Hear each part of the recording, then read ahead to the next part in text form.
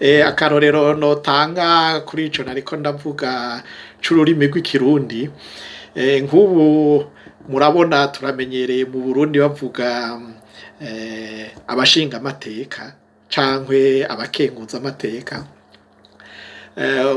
tukabimenyera gutyo mugabo mu gifaransa bikavuga ukundi.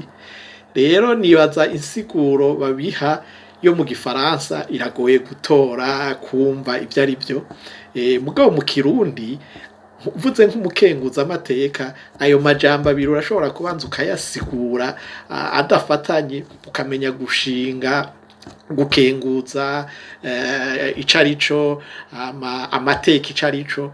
Urumva umuntu akenguza amateka nibaza ko ari umuntu agira ubushakashatsi bw'amateka aba yarabaye mu gihugu, ibintu vyahindutse kuva kera gushika mu kiringo baba baratorewe, hanyuma ivyo bakabitohoza neza kubera n'ibintu vyinshi cane, bakaraba ibigikora, ibitakigira akamaro, bakaraba ibintu bohindura kugira baze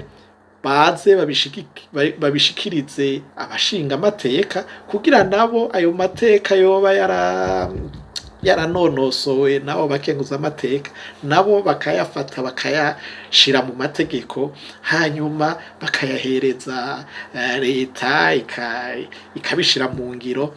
Nibazaho ko bica bitomoka ukabumva ko n'umukenguzamateka canke umushingamateka ashobora gutahura akazi ashobora gukora nkamwe bamugenye ngo abe umukenguzamateka, akamenya ivyo agiye gukora, kubera n'ayandi yo ntivyahora vyumvikana akazi kabo nk'umuntu bashizemwo ubwa mbere. Aho niho nashaka twotangurira nk'akarorero gatonya kugira bitahuke, uwutavyumva ashobore kubitahura. Egome.